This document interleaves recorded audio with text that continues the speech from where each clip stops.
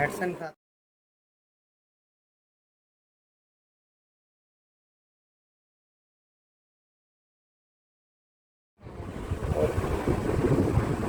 हो जाएगा, कोई मसला नहीं। उसी जरा सोचते रहते हैं, अल्लाह ताला करेगा।